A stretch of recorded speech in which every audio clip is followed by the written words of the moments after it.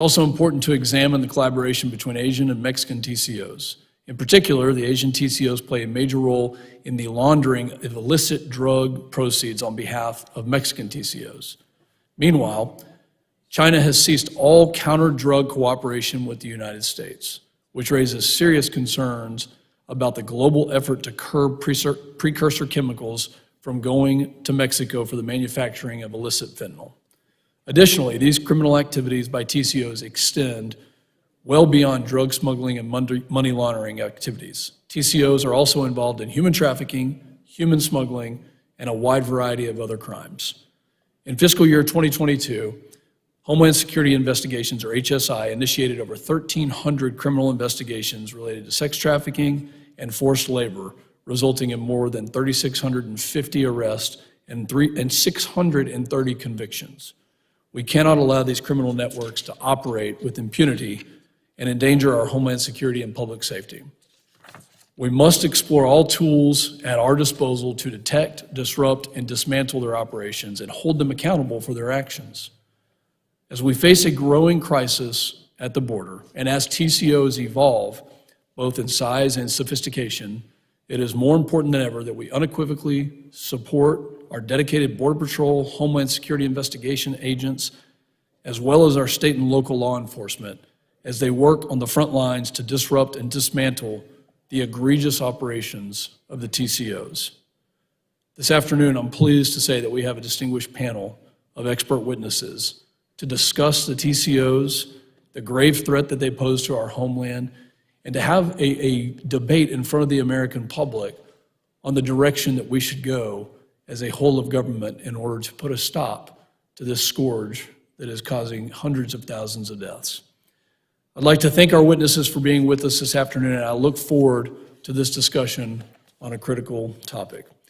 And I'd now like to recognize the ranking member of the subcommittee, Mr. Magaziner, for his opening statement. Thank you, Chairman. Thank you for calling this hearing on such an important topic, and to our witnesses for being here today and for your work and your expertise. I am glad that we are having this hearing to examine threats posed by transnational criminal organizations to the U.S. homeland.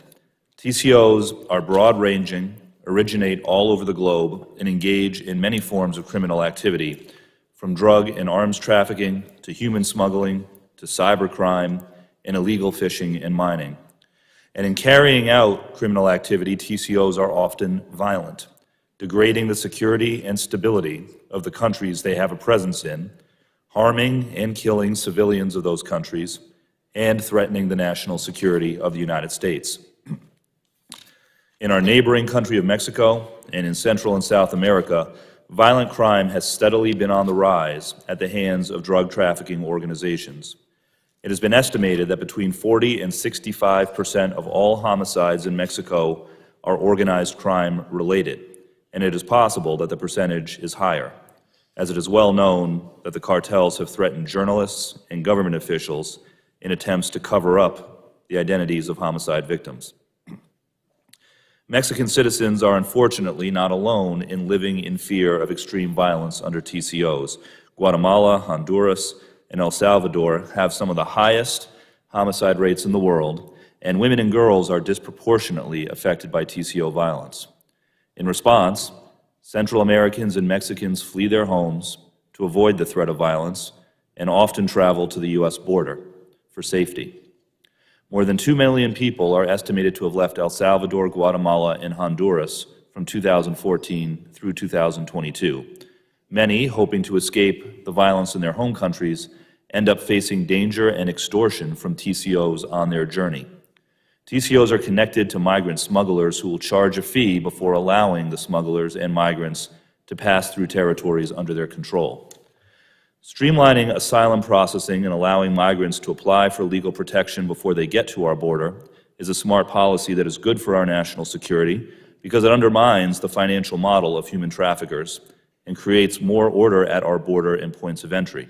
I am encouraged that the administration is exploring these policies so that those who are eligible for legal asylum don't have to make the dangerous journey under the extortion of smugglers, and those who are not eligible can find out because as we all know, the cartels and the smugglers, the traffickers will tell people anything in order to convince them that if they do come to the United States, they'll have no problem getting in, even when that's not true. So by creating these opportunities, we can undercut the cartel's ability to exploit, traffic, and profit from vulnerable people. It is also critical that the United States collaborate with our partners in Mexico and Central America to stop the primary harm from TCOs to the U.S. homeland, illicit drug trafficking.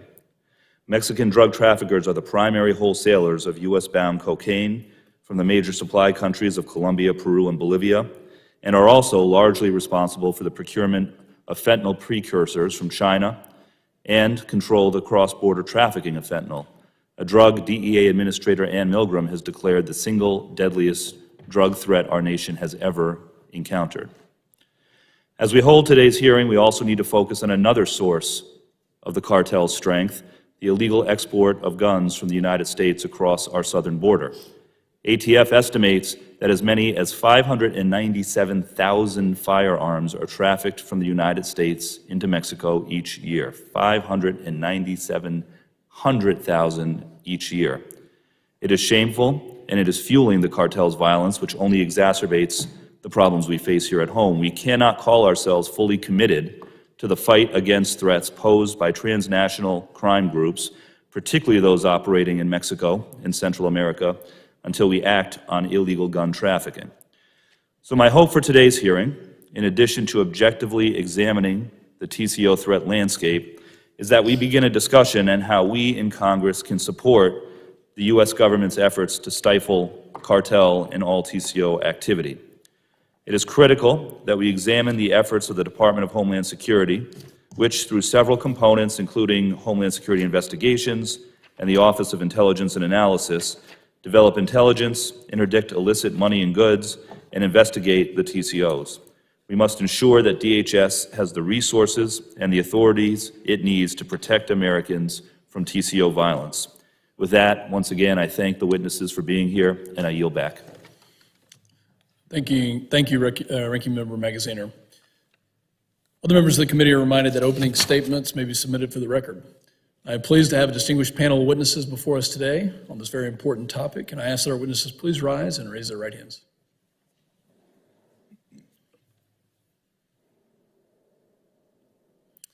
Do you solemnly swear that the testimony you will give before the Committee on Homeland Security of the United States House of Representatives will be the truth, the whole truth, and nothing but the truth, so help you God?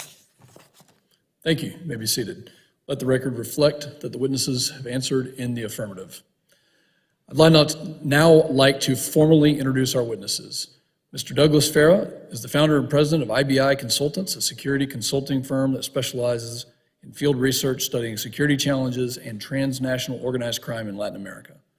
From September 2013 to September 2022, Mr. Farah was a visiting senior fellow at the Center for Strategic Research at the National Defense University, where he led the Western Hemisphere Illicit Network Review Project under the auspices of Deputy Secretary of Defense for Counter-Narcotics and Global Threats. In that position, Mr. Farah briefed his research findings across the interagency and intelligence communities, including U.S. Southern Command. Farah also testified before Congress more than a dozen times on important matters related to Western Hemisphere and U.S. Homeland. Thank you. Mr. Christopher Urban is a former Assistant Special Agent in charge of U.S. Drug Enforcement Agency, DEA. Currently, he is the Managing Director at Nardello & Company, in which Mr. Urban supports the firm's efforts to target organized crime groups operating in the ports and borders of the United States, Mexico, Panama, and Colombia.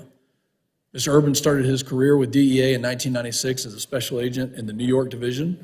He was later assigned to the New Jersey division, where he worked on several high-profile investigations involving Colombian and Mexican drug cartels. Mr. Urban also served on 2 overseas tours in Europe, working with international law enforcement agencies.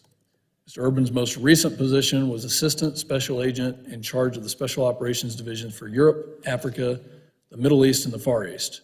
In particular, Mr. Urban has led sensitive global undercover DEA operations that targeted Chinese organized crime groups that facilitated money laundering for Mexican drug cartels. Thank you for being with us. Ms. Melissa Ford is the Policy Director for the Texas Public Policy Foundation's Secure and Sovereign Texas campaign, which helps to keep our country safe and free. Ms. Ford's work is focused on policies that secure the border and restore the rule of law. Prior to joining the foundation, Ms. Ford served at the White House, first in the Office of American Innovation and later in the Domestic Policy Council. Ms. Ford has written extensively about foreign policy, public safety, drug cartels, and organized crime. Thank you for being with us. And lastly, Mr. Jason Blazakis is a professor at Middlebury Institute of International Studies, where he focuses on threat financing, sanctions, and violent extremism, and special operations-related research. He is the director of the Center on Terrorism, Extremism, and Counterterrorism, where he directs research on domestic terrorism, terrorism finance, recruitment, propaganda, and the use of special operations to counter transnational threats.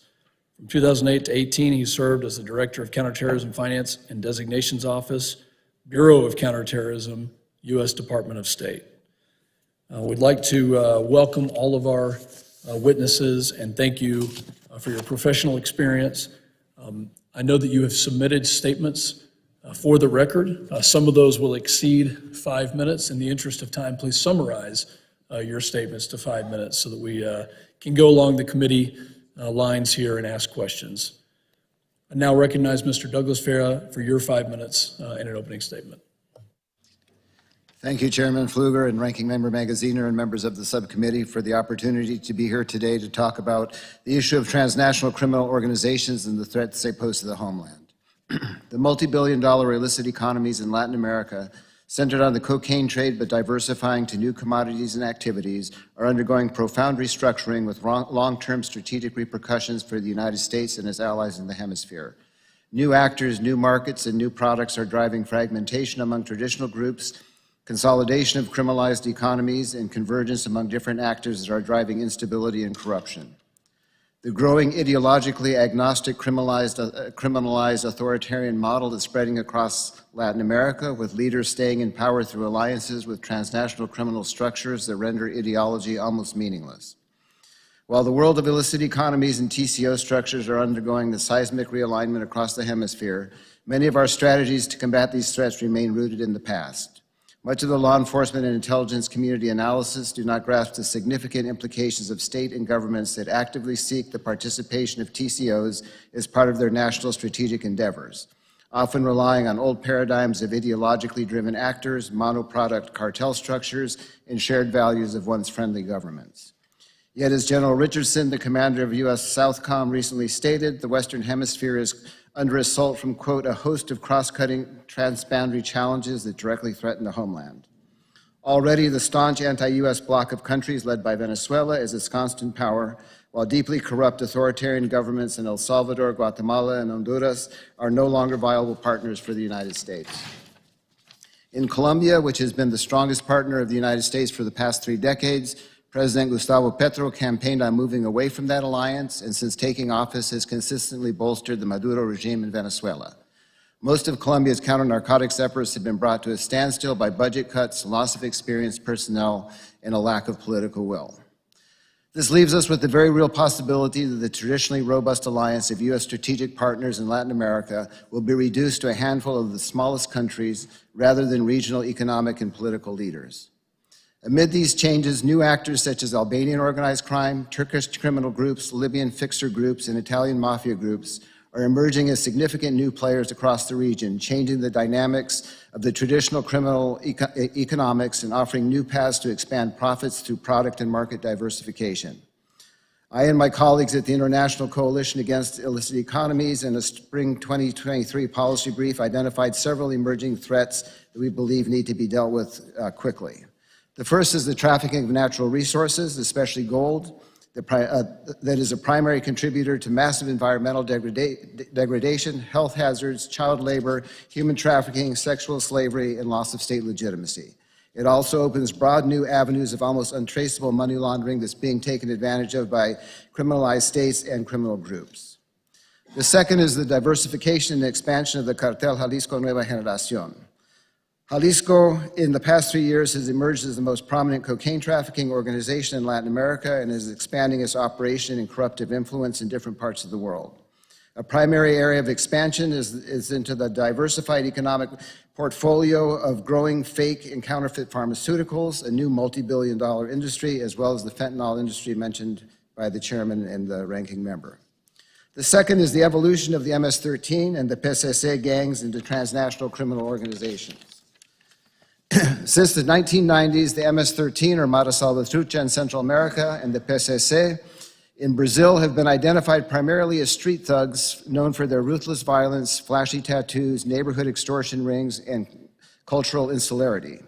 These groups have now moved far beyond being that type of gang and are what we have termed in the academic community, community-embedded transnational armed groups, working in informal and imperfect alliances to become part of the multinational trafficking structures that are effectively challenging U.S. strategic interests in the region and make the U.S. ability to respond to the broadening instability much more difficult.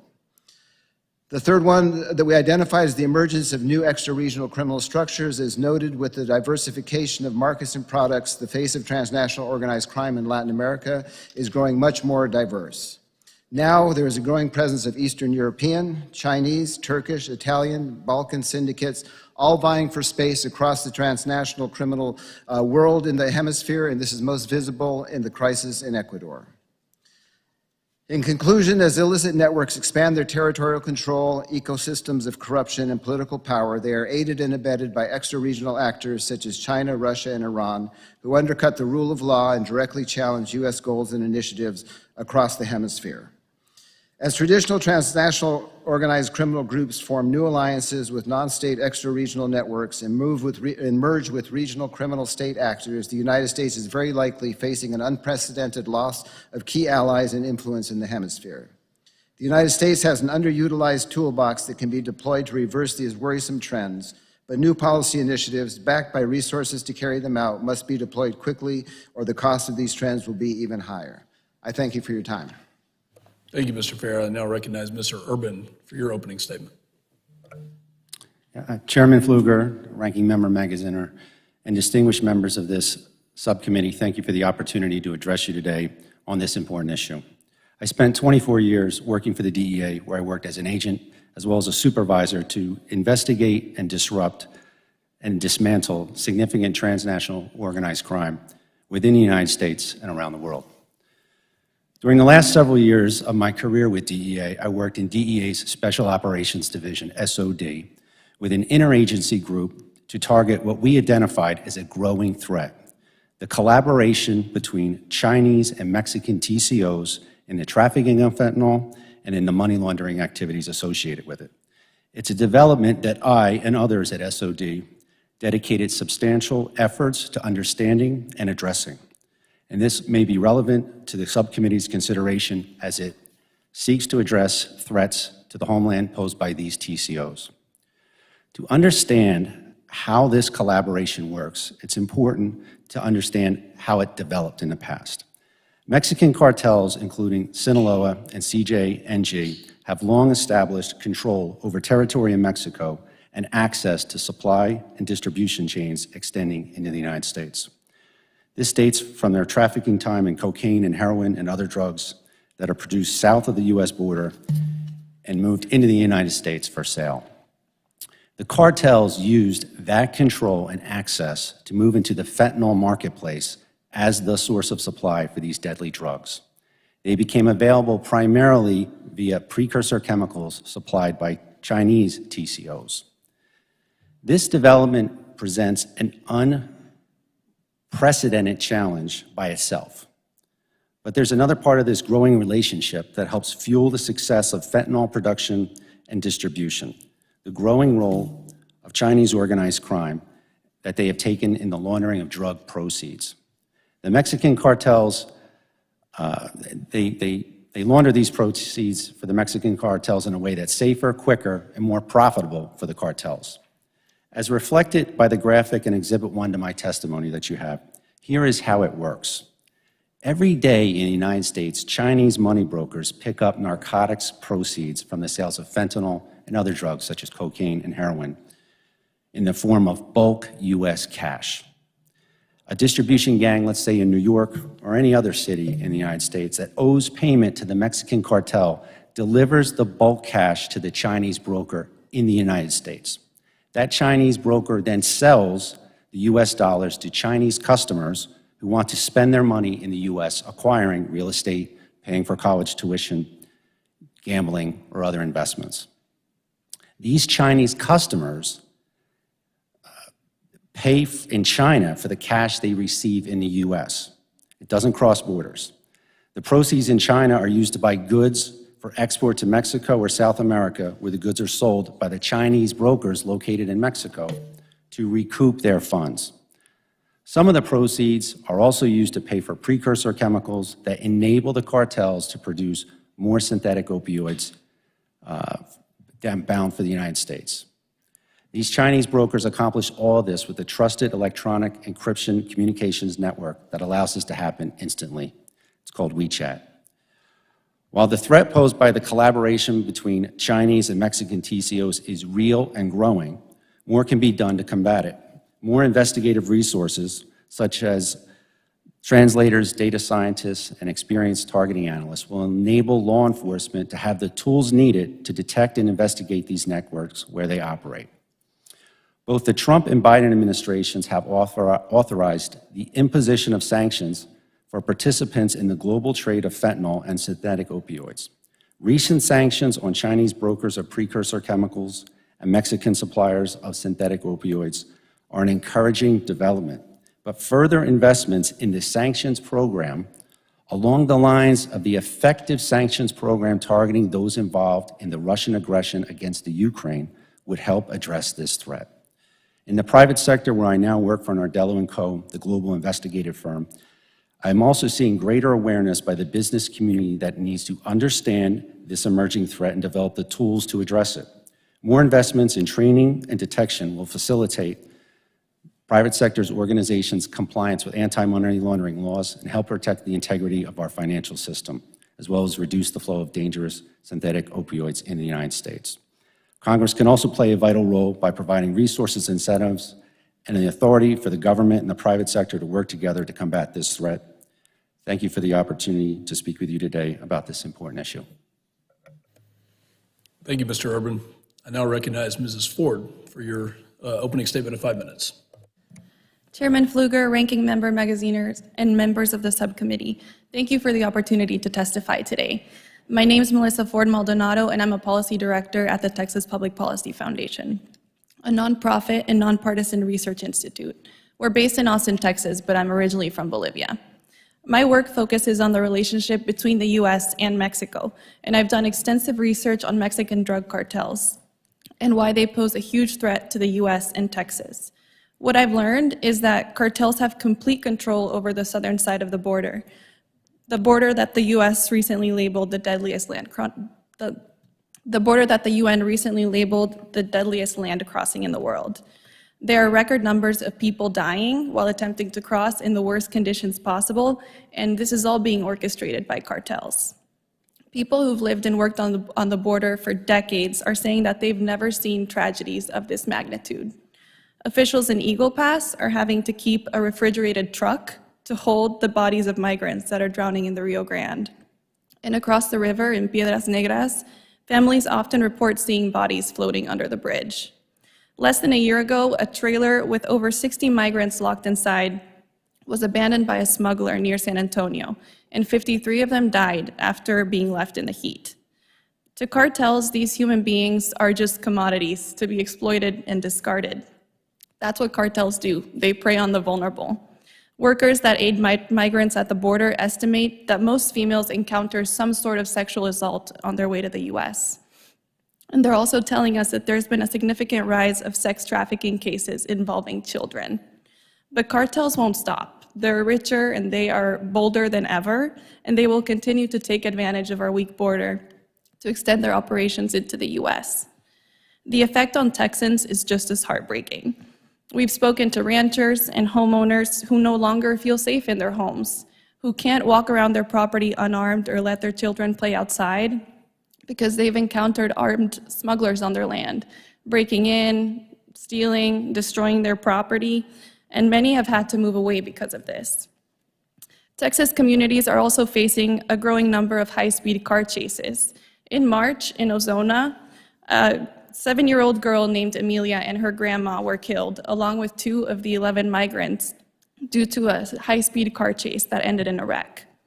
We're also seeing an increase in American teenagers being recruited on social media by cartels to transport migrants.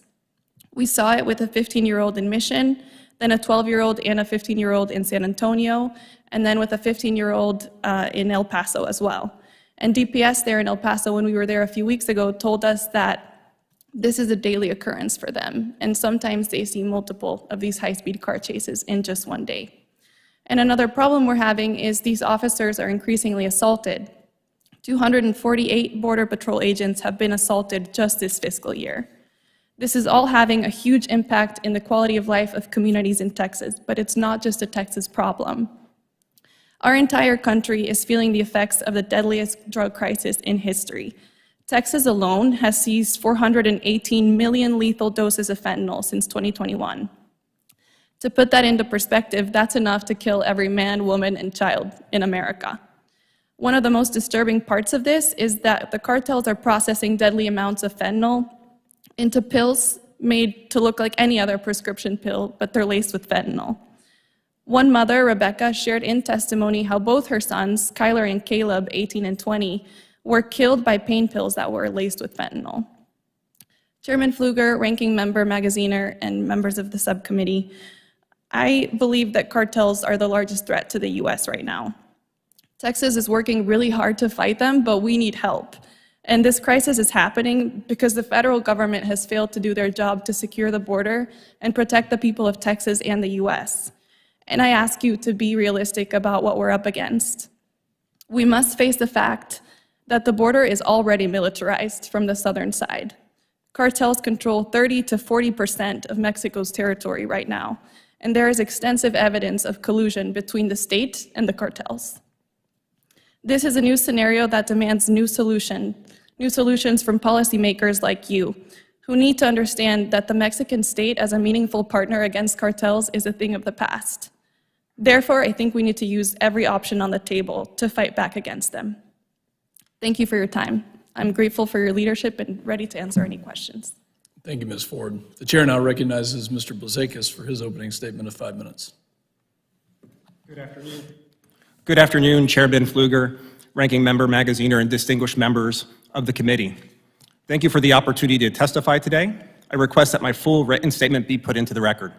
Since the beginning of the Trump administration, the U.S. national security architecture has pivoted to the challenge of tackling state-borne threats.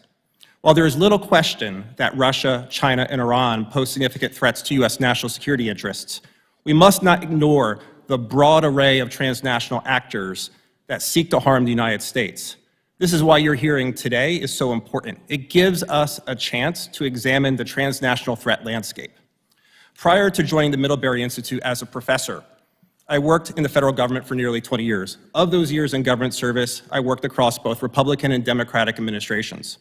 While in government, I worked directly on counterterrorism, counter-narcotics, and intelligence issues.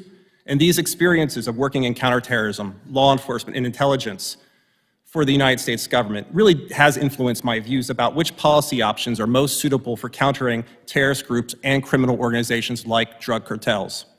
Today, I was asked to focus my testimony on the question of whether or not the Mexican drug cartels should be designated as foreign terrorist organizations, or FTOs for short. It's also very important to emphasize that the question of whether to label the Mexican cartels as FTOs has come up before. In fact, President Trump said that he was going to designate the cartels, but he did not do so. Here are some of the reasons why I think designating the Mexican drug cartels as FTOs is a bad policy idea. And I'd also like to note in my written testimony there are other reasons that I can't address in my oral. First, the FTO list is comprised of organizations that are guided by an ideological belief system. The Mexican drug cartels are guided by one thing, a desire to make money. They don't peddle drugs because they want to uproot the powers that be. They have no interest in governing. Simply put, unlike ISIS, they have no interest in creating a caliphate-like structure. They don't have an interest in overthrowing the Mexican government. Second, if the State Department starts designating criminal groups as terrorists, the number of eligible targets that could be added to the FTO list would increase significantly. Hundreds of new organizations would be added to the FTO list, not just the Mexican cartels. Many more would be eligible for listing. Brazilian gangs, Central American gangs, Italian mafia groups, the Yakuza crime syndicate, and many more. That's a recipe for disaster. It's a recipe for bureaucratic inertia, especially when you consider the amount of work that goes into every FTO designation. Each FTO designation takes hundreds, or in some cases, thousands of hours to complete. There is one significant advantage, though, to applying the FTO regime against Mexican drug cartels. Adding the Mexican cartels to the terrorist list would trigger the material support benefits that come with FTO designations. Simply put, that means more time behind bars for those who try to provide material support to the cartels. But on the other hand, there is a negative to this benefit. I could easily imagine scenarios where drug consumers may run afoul of the material support clause when they buy drugs trafficked by a Mexican drug cartel. I provide a few examples of such hypothetical scenarios in my written testimony. Fourth, the designation of the Mexican drug cartels would damage U.S.-Mexico relations. If the U.S. government pushes the Mexican government on the FTO designation, it does run the risk that Mexico will distance itself from the United States and strengthen relations with countries like China and Russia. For these reasons, and for others mentioned in my written testimony, adding the Mexican drug cartels to the FTO list would do very little to solve this immense national security challenge. There are better alternatives that can meaningfully counter the cartels. First, the United States needs to look inwards. The Mexican drug cartels are well armed, and it has been well documented that the cartels are getting their guns from the United States. The U.S. should explore arms control options that diminish the cartel's access to weapons. Second, the U.S. should engage in capacity building to build up the Mexican financial sector, not just the governmental sector. Third, the State Department should make more cartel individuals subject to the narcotics rewards program. And fourth, we must treat the demand side of this problem. This means investing more in health and educational policies that can cut down America's insatiable appetite for drugs. Finally, we must not forget the challenge that is posed by groups like ISIS, Al-Qaeda, the Wagner Group, and Iran's threat network. These transnational actors pose a significant threat to the U.S. homeland. I look forward to your questions. Thank you.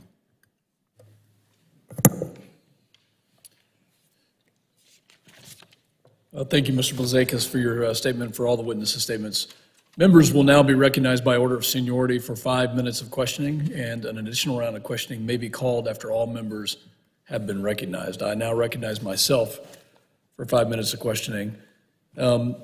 Hearing the discussion, the first thing that I will address is that there's this narrative that seems to be that the problem is in the United States and not with the lack of rule of law at our border and to the south. And so immediately I would like to push back on that suggestion that the rule of law and the lack of rule of law as we see it is directly responsible for this. I'll start with Mr. Urban. In April, you testified before the House Oversight Committee and Accountability Committee. In your testimony, you discussed how Chinese organized crime networks launder money for Mexican transnational criminal organizations. You stated that more needs to be done. What steps can the U.S. take to undercut this budding relationship between the Chinese organized crime networks and Mexican TCOs?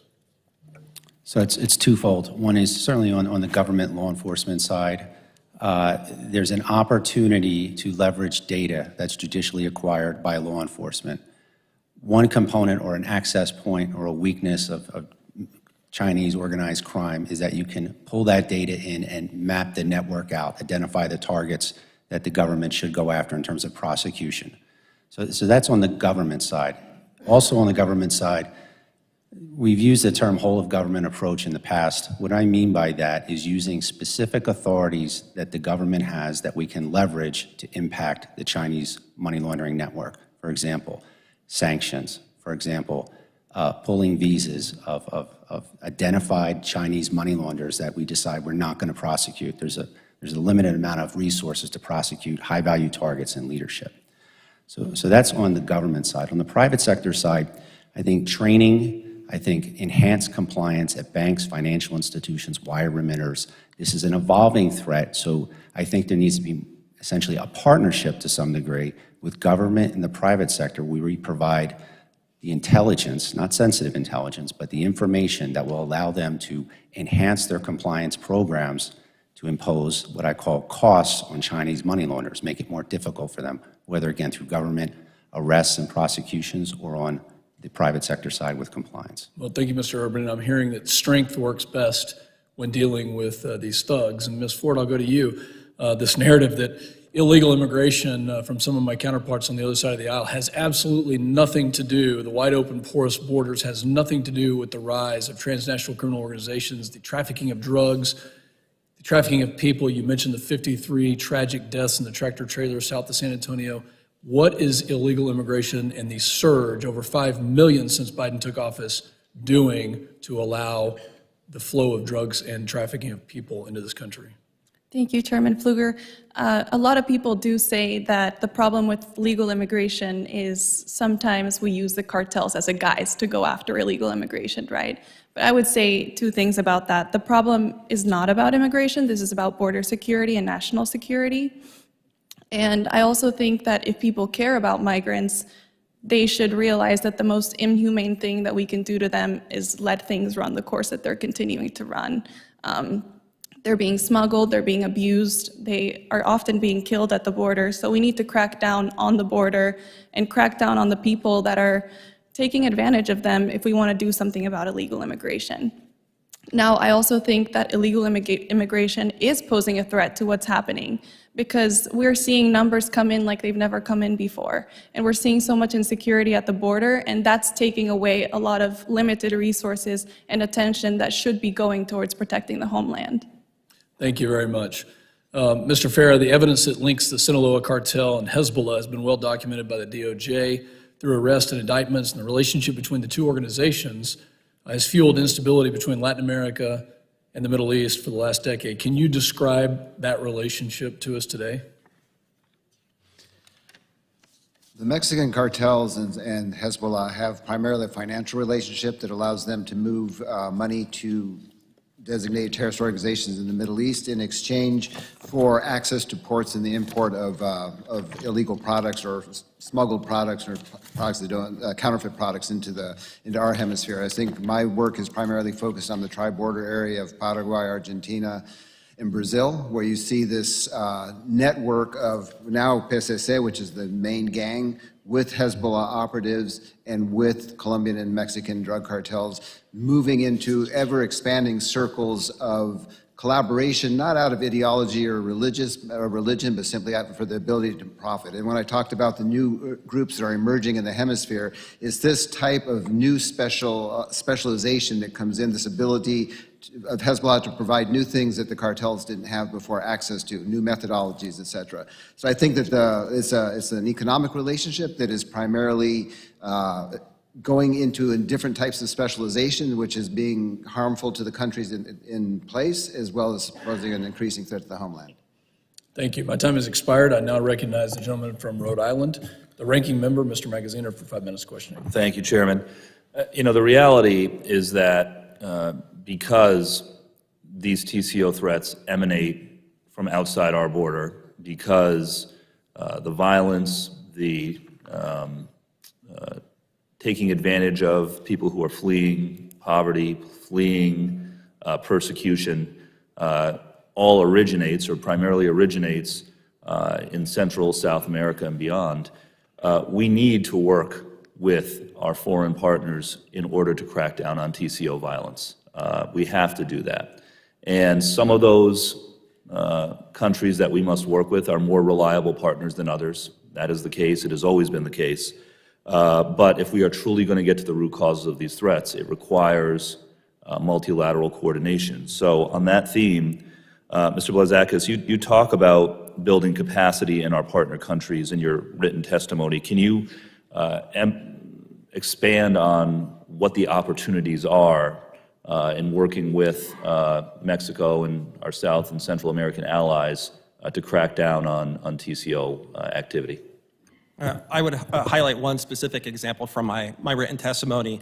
I highlight the need for Mexico, for instance, to improve its Financial Action Task Force, or FATF rating, related to Recommendation 23, which focuses on designated non-financial businesses and professions, DNFPPs for short.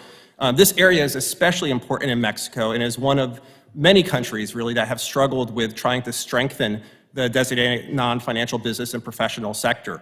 And it's really important to build that up for a lot of reasons, especially in Mexico. When we're talking about DNFBPs, we're talking about lawyers, accountants, and many others in similar professions who are enabling transactions. The drug cartels can't wash their money in the way that Mr. Urban discussed really eloquently without having some kind of legitimate business or invest in real estate without having an army of enablers. These enablers are areas where the U.S. government should focus a lot of its capacity building moving forward, in addition to trying to build the capacity of prosecutors, especially in the area of corruption. Thank you.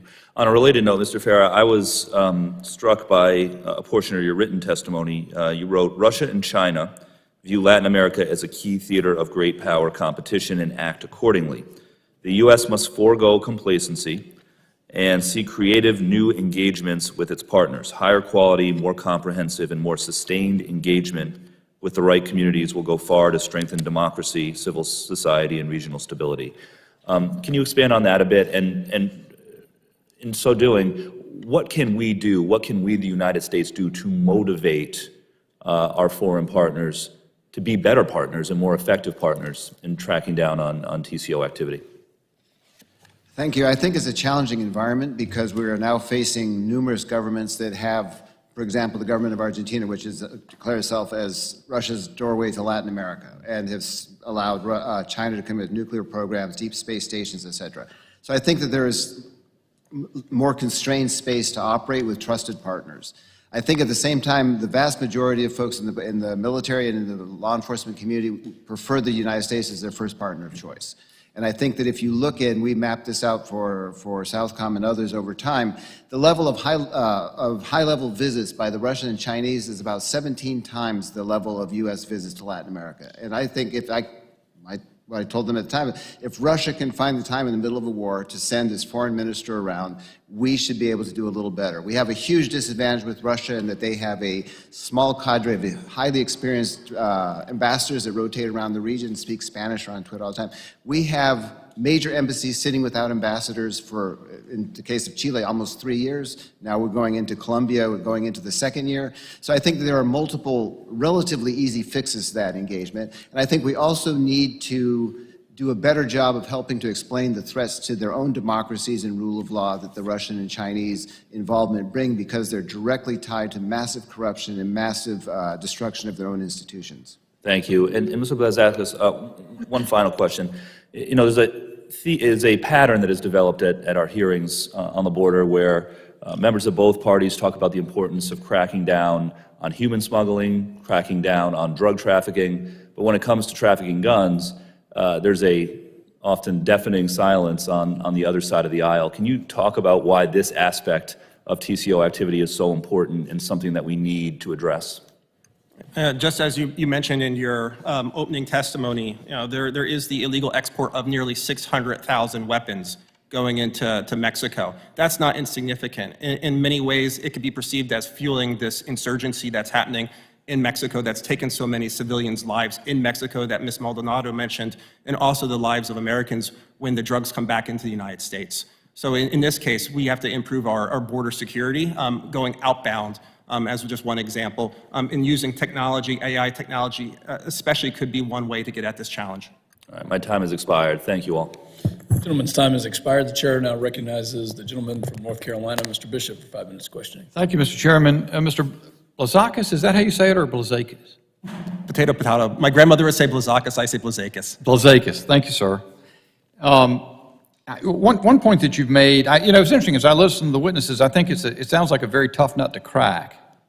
And I understand this FTO designation thing has been out there for a while, and I hope I come to that with you, Mr. Blazakis. But I want to first get at the last thing Mr. Magaziner was referring to, and you have in your testimony that the Senate says the report information from Mexican authorities, I don't, you know, whether they're reliable or not, I can't tell from without further looking at it, but found that approximately 70–90% of guns found in criminal investigations are linked to the United States. Then your next sentence, this figure tells us that the availability and accessibility of guns within the United States renders their feasible illicit transfer. So I want to make sure I understand this. Are you saying that just the fact that we have broad Second Amendment rights and Americans have I've got a Glock 19. Is that, is that, we can't stop Mexican drug cartels because of that? Oh, that's certainly one component of it. There's no questioning that there are illegal weapons illegally being moved, and individuals may be purchasing these weapons legally in the United States. So there is a significant access to weapons. There's no secret about that in the United States. There certainly is access to guns in the United States. It's constitutionally protected. The question I have for you, what are you saying then should be done about that? I mean, I didn't think it was a great idea when the Obama administration ran guns in the United States. I remember that big controversy. I wasn't here then. So that seems dumb, and I think if there are ways to stop trafficking guns across the border southward, I'm for that. But what beyond that are you saying? Do you think we just need to repeal the Second Amendment? I just want to understand what you're proposing. No, not at all. Not the repeal of the Second Amendment, but I think careful consideration about who should have access to guns is particularly important, and what kinds of weapons should be accessible to the American public. I mean, we've seen time and again, this is a separate issue, school shootings in this country plaguing us just as the drug epidemic is plaguing us. Access to AR-15s, automatic weapons, some of these things absolutely need to be explored and taken seriously. But in addition to that, as I mentioned before, the challenge of the border and these weapons going illegally across the border, there are things that you can do short of looking at arms control related gun laws in America that would be helpful. As I mentioned, responding to Mr. Magaziner, the use of AI technology, bolstering our border officials' capabilities to look at what's going outbound. A lot of that requires intelligence as well. Who are going across the border bringing these weapons?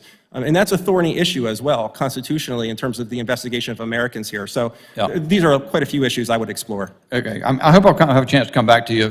Mr. Urban, I was interested in looking at your model that was on the diagram in your testimony, and I found myself sort of surprised that with all the advances made, the suspicious activity reports that financial institutions do, and they do them by the ton, that the success we've had in interdicting terrorists moving money, that we actually, you mean that this is really a model that can money launder, Chinese money brokers can money launder proceeds from illicit drug transactions in huge quantities in order to supply Chinese who want to exercise, use money in the United States? Why are we not having success in breaking that up? It's classic money laundering, isn't it? It's the cash that's here that's bought by Chinese nationals after the Chinese broker receives the proceeds. It's disconnected from the financial system. So there's... it does not go through the financial system? It does, but it's disconnected in a way that it's not linear, where the drug proceeds are smurfed into banks or smuggled or wire transferred. The cash stays in each country or location. So it's not traditionally like it's been wired or moved or transferred. That's what you're talking about, suspicious activity reports. This is the dollars stay in the U.S., pesos stay in Mexico, and RMB stays in China. I would think the source of that money in those accounts would be suspicious to a financial institution handling it. So that it may be something that requires deeper than here. I want to get one more question in, or what comment. It does seem to me, you mentioned WeChat though. Yes. And so you got that social media network. There's an article in the Wall Street Journal that comes out today. Instagram connects vast pedophile network. It's really, I didn't get a chance to read the entire article. It's really shocking. Ms. Ford Maldonado, you talked about, of course, child trafficking is a phenomenon that we see. Sex trafficking in the United States, facilitated by cartels, is something that we've seen that at higher levels than ever. Maybe I'll ask you, are social media networks contributing to that illegal conduct? I've been concerned about U.S. officials, agencies suppressing free speech on social media networks and have fought that, agencies doing that, but we ought to be doing everything we can to stop illegal conduct on Instagram that's promoting pedophilia and so forth, shouldn't we? The gentleman's time has expired, but please quickly. Yes, 100%. I think there's a lot of social media platforms that are very responsible for what's going on, and we've also done a lot of research on social media platforms being used to recruit people to take place in trafficking and smuggling and all of the illegal activities. Gentleman's time has expired. The chair now recognizes the gentleman from New York, Mr. Goldman. Thank you, Mr. Chairman. Thank our witnesses for being here today. I want to follow up on a line of questioning that my colleague, Mr. Bishop, was asking, because my experience as a prosecutor of transnational criminal organizations makes it pretty clear to me that these organizations need some mechanism to maintain their power and their authority. And Mr. Blazakis, when you were in your opening testimony, you talk a fair bit about that mechanism being assault weapons. And I believe you say, based on your research, which I've also seen, that approximately 70 to 90% of guns found by Mexican authorities during criminal investigations are linked back to the United States. Are you aware of how many legitimate gun stores there are in Mexico? I'm unaware, no. One. It's very little. One.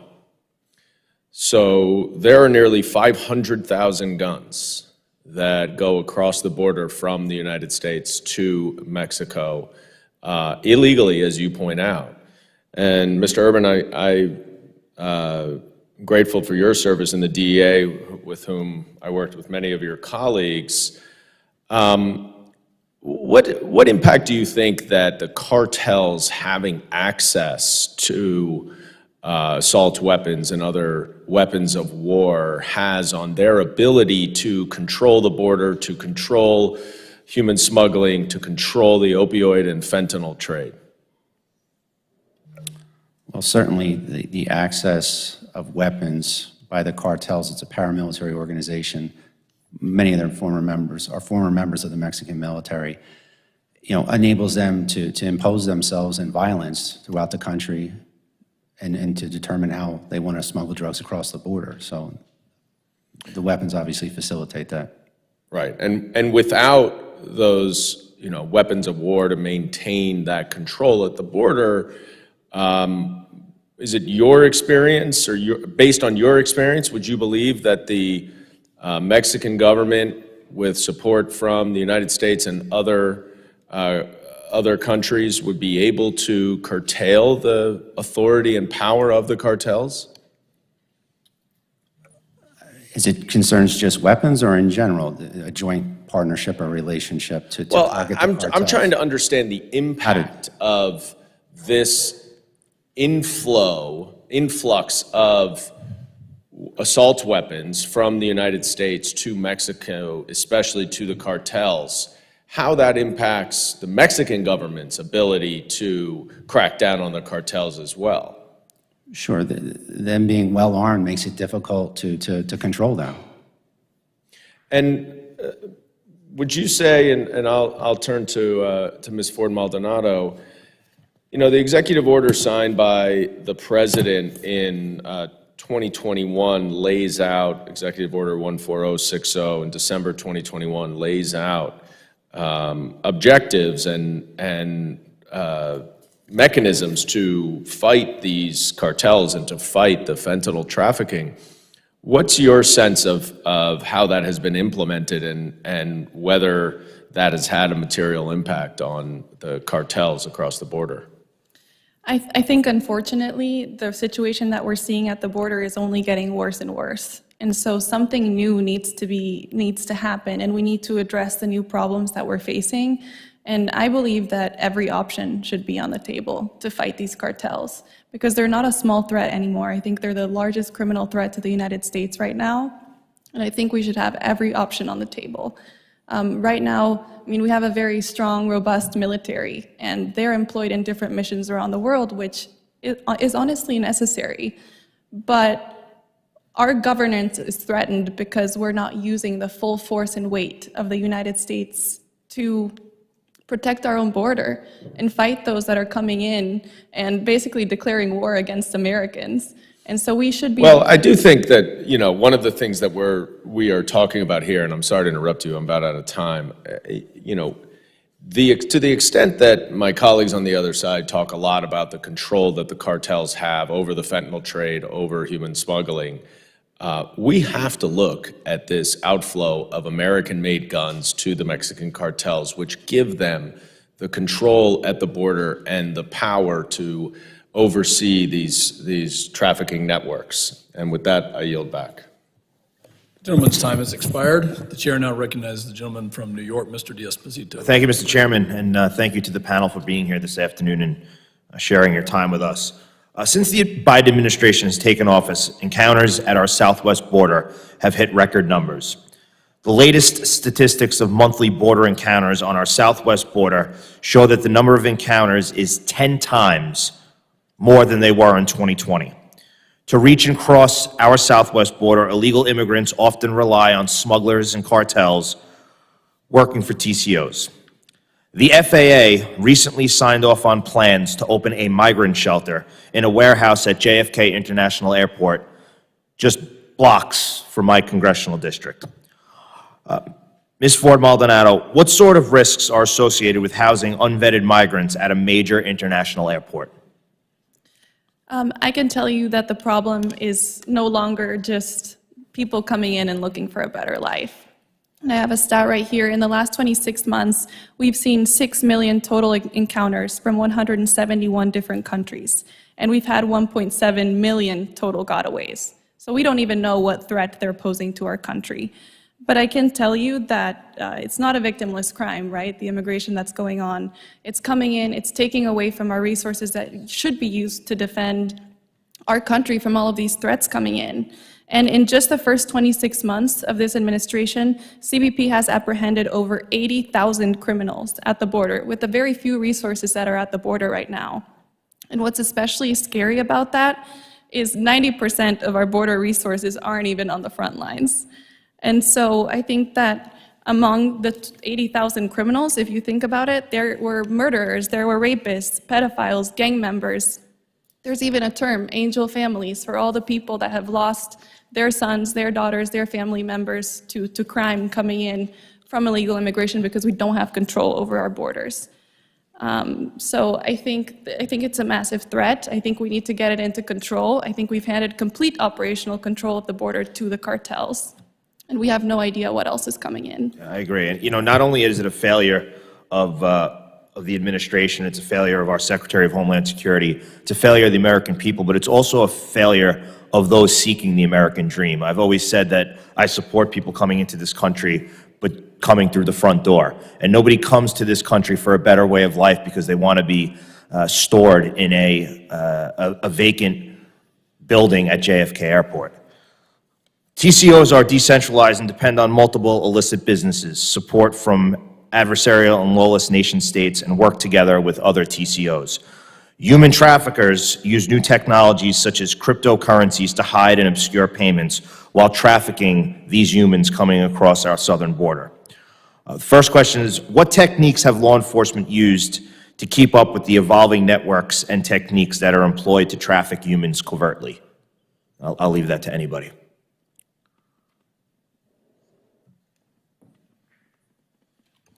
I'll take that question. I think the Department of Justice, federal investigators have done an excellent job charting the cryptocurrency flows, whether it's Bitcoin, Ethereum, you name the crypto. The government has worked with groups like Chainalysis in the private sector and CipherTrace, amongst others, to be able to track cryptocurrency. Cryptocurrency is not anonymous, it's pseudonymous. And there is a great capability that exists within the government to track crypto as a general matter. And we have seen billions of assets frozen of transnational groups who have thought that they were able to have secure transactions via crypto, and they've lost those forfeited funds to the United States. So we are doing some good work in the crypto space, great technology being leveraged by the Department of Justice in conjunction with the law enforcement community and the private sector in this space. Thank you. Mr. Chairman, I yield back. Gentleman yields. Chair now recognizes the gentleman from Arizona, Mr. Crane, for 5 minutes of questioning. Thank you, Mr. Chairman. Thank you guys for coming. Appreciate y'all being here. I'm going to start with Mr. Urban. Sir, why do you think the cartels purchase chemicals necessary for the production of fentanyl from China? There's obviously a budding relationship there, and there's an ease to get them, as well as there's a tremendous amount of chemical companies in China that produce the precursors that they need. That's a pretty long trip from China to Mexico, isn't it, sir? Doesn't that increase costs, shipment costs? Sure, it certainly would increase shipping costs, but again, it's obvious that they are successful in acquiring the precursors from China, so they continue to do it. Thank you. In a communist-run country like China, you would think that they would be able to crack down if they wanted to on the supply that's coming over and killing so many Americans. Would you agree with that? Or maybe do a better job of cracking down? I believe they can, yes. Sir, have you ever read the book Unrestricted Warfare? I have. What about anybody else on the panel? Mr. Farah, have you read Unrestricted Warfare? Ms. Maldonado? No. Sir, on the end? It was written published in 1999, authored by 2 PLA senior colonels, and it talks about China's plan to, dominate and take out the United States of America using economic warfare, cyber warfare, elite capture, corporate espionage, intellectual property theft, asymmetric warfare on almost every aspect of our social, economic, and political life. Basically, take out the United States of America without firing a shot if possible. Does that sound familiar to anybody on the panel? Does that sound like something you're seeing in the headlines, Mr. Urban? I mean, certainly they're finding ways to undermine various aspects of our country. In terms of my investigative efforts when I was with DEA, those investigative efforts took place outside of mainland China. Now, obviously, this is a Homeland Security Committee, and we're talking about border security. Reading that list and just knowing a little bit about the Chinese Communist Party, do you think it's feasible that they might use fentanyl and the ingredients for deadly drugs to kill our own citizens? Again, in terms of my investigative efforts, I did not tie it back to mainland China and the CCP there. In terms of the question itself, is it feasible? Yeah. I guess it is feasible. But you would acknowledge that ingredients are coming from China, right? Oh, I certainly, they are coming. Precursor chemicals are coming Okay. from China to Mexico. Thank you. Ms. Maldonado, you were talking about the cartels, how effective they are, how powerful they've become, and I think we can all acknowledge that. But I want to ask you a question. Do you think that that's what initiated this surge that we're seeing on the southern border? What do you think the cause of what we're seeing on the southern border? What do you think initiated that surge that we're seeing right now is? The surge of immigrants? Yeah. I think it's a lot of reasons. Actually, I was just in Juarez about 3 weeks ago on the Mexican side of the border, and I was able to talk to a lot of the migrants that were there. And I think a big part of it is they're hearing that the border is open, right? And so people are traveling. I mean, there was people there that traveled 8,000 miles with no water, no medical care, because they're hearing that the border is open. They're hearing that their family members, their friends got in, and that's what's taking them straight into the hands of the cartels. And so I think a lot of it is word of mouth. They're Yep. hearing that there's an open invitation to come into the US, and unfortunately, they're having to make it through incredibly difficult and horrendous circumstances to try and get here. Yes, ma'am. Do you think something that might contribute to that is when the future president of the United States says in a 2019 Democratic primary debate, the United States is a country that tells people struggling under oppression or poor conditions, you should come, quote, you should come. They deserve to be heard. That's who we are. We are a nation that says you want to flee and you're fleeing oppression, you should come. Do you think that that's something that might initiate some of the surge that we're seeing? I think absolutely. I think that that's what we're seeing happen. And it hasn't always been the same problem that it is now. It's a problem that's continuously increasing, and it's being orchestrated by the cartels because they're making more money than ever. But I think that a different policy it would have different results, and that's why we need to look at new avenues that haven't been thought of before. Well, I agree. And I also think we should go back to some of the policies that were working in the past. My time is up. I yield back. Thank you, Mr. Chairman. Thank you. The gentleman's time has expired. We will now enter a second round of questioning and do the same process between Republicans and Democrats for 5 minutes. I'd like to highlight the fact that I think I finally agree with one of my colleagues on the control of the border. When my colleague from New York mentioned that the cartels do in fact have control of the border, I do agree with that statement. They do have control of the border. And I'd also like to remind my colleagues on the other side of the aisle that Operation Fast and Furious under the Obama-Biden administration put hundreds of thousands of weapons into Mexico. And two of those weapons actually were found at the crime scene where U.S. Border Patrol agent Brian Terry was murdered. So maybe this narrative that we need to turn our Border Patrol northward to protect Mexico from U.S. weapons, maybe we should just take a deep breath and protect the United States from the illegal and illicit activities that are entering our country. I'd like to focus your attention on this chart. On the bottom rung is the year 2020, and then it goes 21, 22, and 23. These are in pounds of drugs, illicit drug seizure by weight, every single year from 2020 in red to 2021 in gray, 2022 in blue. Mr. Urban, with your 25 plus years in DEA, why do we see a doubling, tripling of the amount of drug seizures here in the United States that are coming from Mexico? I mean, is this success here, or is this actually an indicator of failed policies? Well, I mean, I'm not going to comment on the policy aspect in terms of, it's obviously an indication of more drugs coming across the border and more seizures. That's the way I look at it. So to some degree, there is some success there if you're seizing the drugs. With the amount of drugs coming over and the amount of deaths associated with overdoses or murder for taking, pills that are laced with fentanyl, that's not success. That's not success, I agree. So what are the policies that need to be implemented to prevent the hundreds of thousands of deaths? It's obviously a broad question. I think the first component to that is there needs to be a joint, cooperative relationship with Mexico in some way where you can action law enforcement or the military down there against the cartels. For us to disrupt the Mexican cartels, we have to start down there. That's, again, a broad issue. It's a State Department issue. It's a negotiated issue, but that's something that would have to happen to disrupt their capabilities. In terms of the Homeland, I think, again, what I talked about earlier was data, right? We need data analytics to leverage data for insight for law enforcement against the Mexican cartels and Chinese money launderers. Yeah.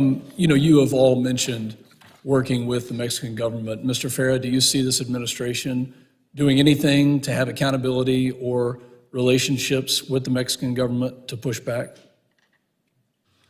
I think the relationship with, with Mexico as well as Colombia and many other countries is much more fraught than it was previously. I think we have fewer and fewer interlocutors that can be trusted that we can deal with. I think, as I talked about, the criminalized state structure emerging as different governments, I think the AMLO government in Mexico is certainly moving in this direction, have become more allied on a strategic level with cartels than with the United States and other groups, as I think Colombia will do under President Petro, and as we've seen in Venezuela, and we've seen in Nicaragua, that you're facing an outlook where you have fewer levers because we have over time allowed those relationships, and I'm not saying that, I think goes back a decade at least, those relationships to deteriorate, and we have not been successful in engaging in ongoing training because the units we train and work with are consistently dismantled by when different governments come in that are more allied with the criminal groups. So you have well-trained, well-meaning people who are then dispersed to the wind. And I think that has made it more and more difficult over time to engage people who want to talk with us because they're not going to last in their own structures, and for us to have people we can talk to down there. Thank you. Look at one of the agreements that we had from 2016, or really 2017 to 2020, and that was the Migrant Protection Protocols, MPP, otherwise known as Remain in Mexico. And I can't help but draw a distinction between the numbers that we're seeing here in 2020 and a policy like that does limit the amount of malign activity that a cartel can do, that they can use people. And I have been to the border a dozen times. I've seen the destruction. I've seen what Ms. Ford Maldonado has described, the assaults, the sexual assaults, the amount of money that they're charging. Ms. Ford Maldonado, what do you think about a reinstatement and an actual implementation from this administration of MPP, Remain in Mexico? Would that have an effect on the amount of drugs that we're seeing coming in this country? I think it's possible. I think it would definitely have an effect on what's happening at the border. I think we also need to explore new avenues as to how we can secure the border and how we can stop the inhumane things that are happening. You were just saying, we've also heard stories from Border Patrol who have interviewed little girls who were raped multiple times on their journey to Mexico. Little girls that came across with the morning after pill because their parents sent them across expecting them to be assaulted on their journey. So I think something needs to be done, not just because of what's happening at the border, but what's happening beyond the border. I mean, fentanyl is affecting absolutely everyone. I think that the most recent numbers we've seen is 107,000 people that were killed in the year ending in January 2022.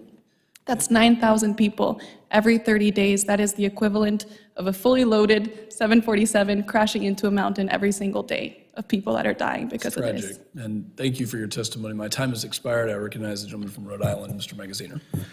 Thank you, Chairman. I have to, I wish that some of our colleagues were still here.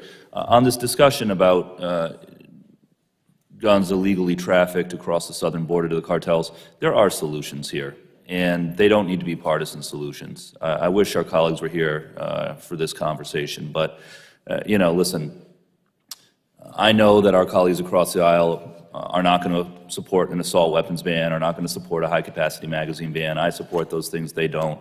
Fine, leave that conversation for another day.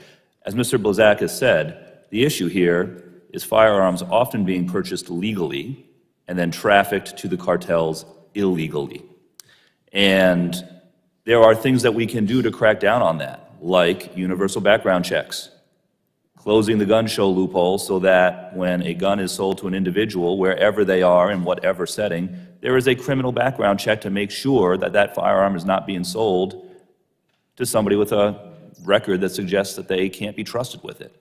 I have introduced a bill, or I'm introducing a bill soon, to stiffen penalties for dealers that fail to conduct background checks that they are legally required to conduct. Because unfortunately, right now, under our current laws, and this is not the vast majority of gun shop owners, most of whom follow the law and do the right thing, but those that don't, when they knowingly fail to perform a background check, get a slap on the wrist over and over again. So there are things that are common sense, that ought to be bipartisan, that we ought to do, and we cannot minimize the fact that the source of the power of these TCOs, of these cartels, is their ability to inflict acts of violence on people because they are heavily armed, and that is part of the equation. I also want to build off of something that Ms. Ford said correctly when she was asked, correctly I believe, why are people coming here? And the obvious answer is, well, because they think they'll have an easy time getting across.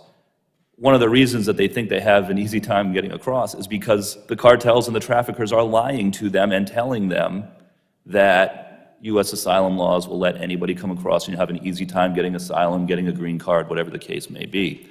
And so, again, one of the remedies to this is let people apply for asylum at U.S. consulates or from their home countries so that they can see whether they are eligible or not. And when people see themselves that they're not eligible, they'll be less likely to believe the lies that the cartels are telling them and make that dangerous, often deadly journey. So, again, there are things here that ought to be common sense, bipartisan solutions, and I do hope that's the direction. Will the gentleman to go. yield? And I'll give you additional time. Sure.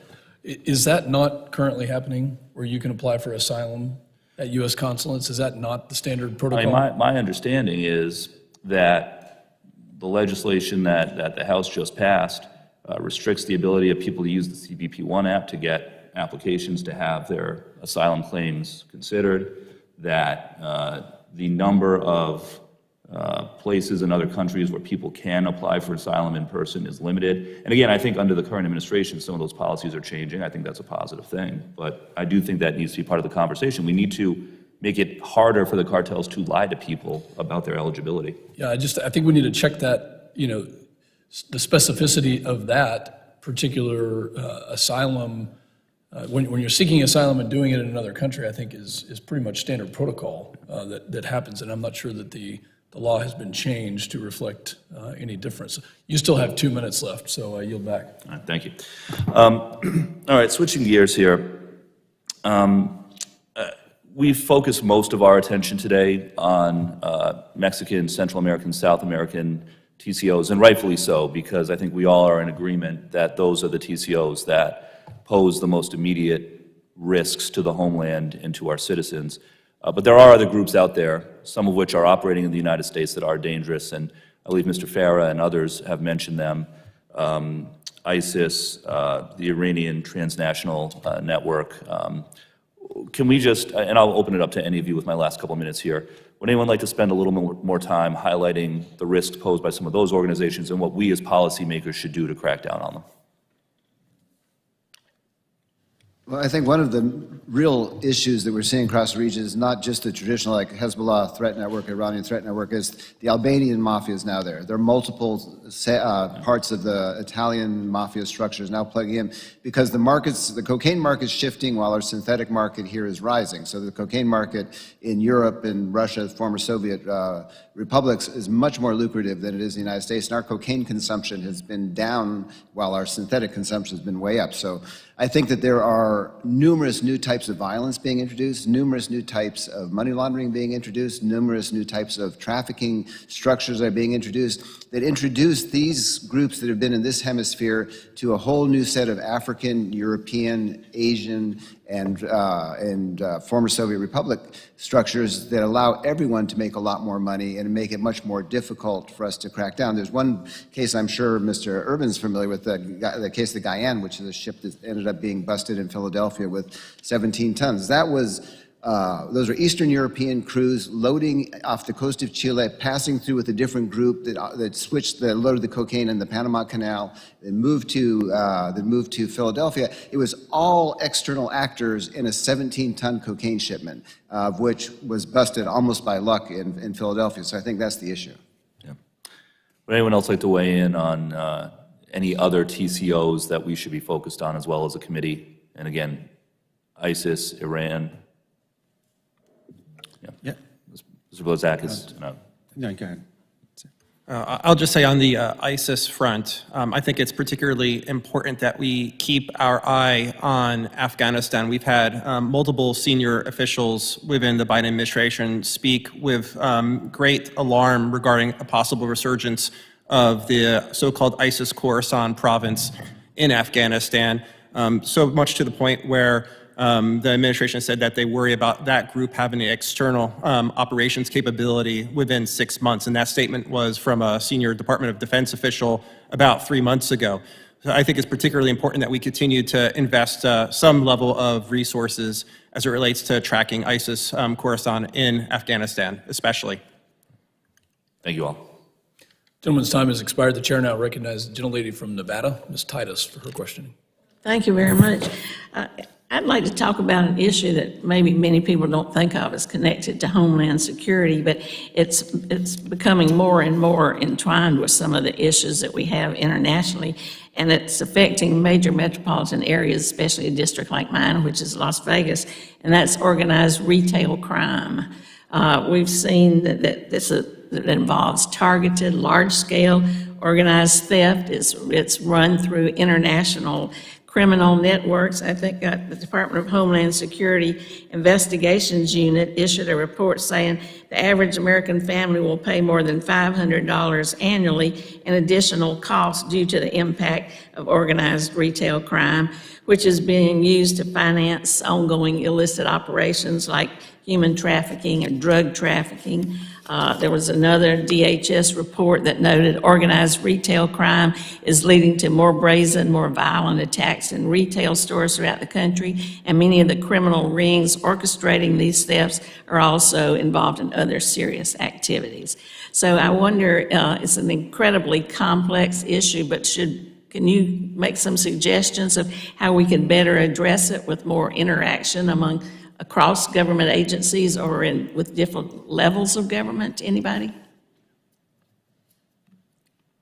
Well, I mean, the first thing you'd want to do is prioritize it and put funding into that and have a local, state, and federal response, set up a task force to do, whether it be undercover operations, to engage, they're going to sell these products after they steal them. Right. There's a process associated with this, and they're doing it continually again and again and again. The other component is if you could intercept their electronic communications, obviously if it's an international or a sophisticated organized crime group, they're communicating amongst other members. So I think that's the first thing, and I also think a deterrent, however you want to work with the private sector, to have a deterrent at that store or at that location, so it's not as easy to steal the goods. That was going to be my question. Did you think a federal task force would be something that'd be useful in the Department of Homeland Security? On this specific topic, yes, I do think the more sophisticated actors that are operating beyond from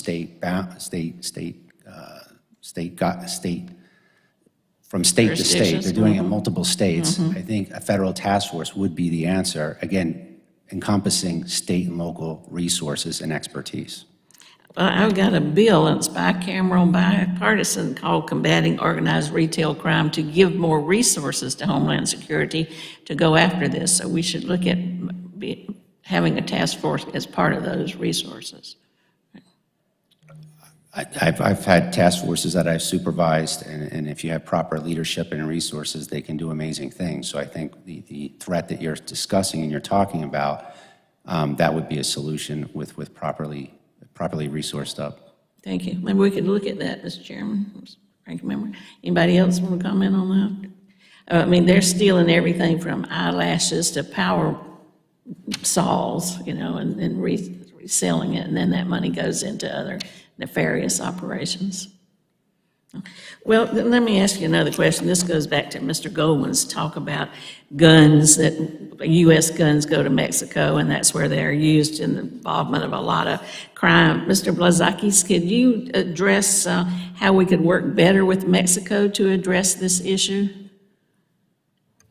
So one of the most important things that we need to do with the government of Mexico is engage with them as it relates to implementing the bicentennial framework that was put in place by the Biden administration in agreement with the Mexican government.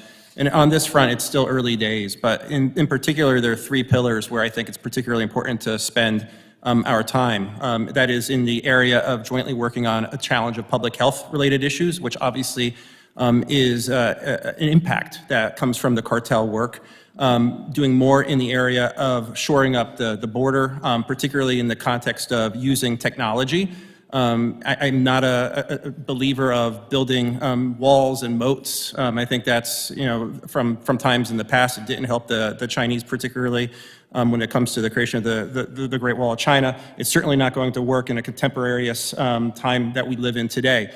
There's a cyber component to this that we have to explore to pursue these criminal networks as well, and I think the bicentennial framework is an important place to do this work. But we can't alienate the Mexican government. I do think we run the risk of doing so if we consider certain other kinds of policy options, whether it's the FTO designation of the cartels, whether it's the use of authorized military force against cartel members across the border. I think these things will push AMLO into the arms of our economic adversaries like China, our ideological enemies like Iran, and our military foes like the Russian Federation. Thank you. Thank you, Mr. Chairman. Thank you. The gentlelady's time has expired. I'd like to thank the witnesses for your valuable testimony, for members on this committee for your questions.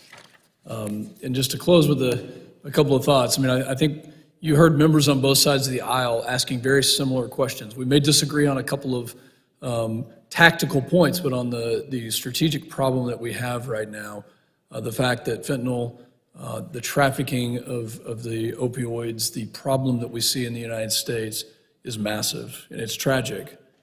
And I hope that as a result of this hearing, what we will see is a push, not just in a bipartisan way, but more in a whole of government way, that we take your testimony, that we take your answers and your experience professionally, and that we're able to push this into action, because on a point of personal privilege, my 12-year-old daughter was here listening to this. I have a classmate from the Air Force Academy here with his daughter. I see many young people in the audience here today, and the reason that we're having this hearing is to preserve the next generation from being inundated with, whether it's fentanyl or other opioids, crime, or whatever else it may be.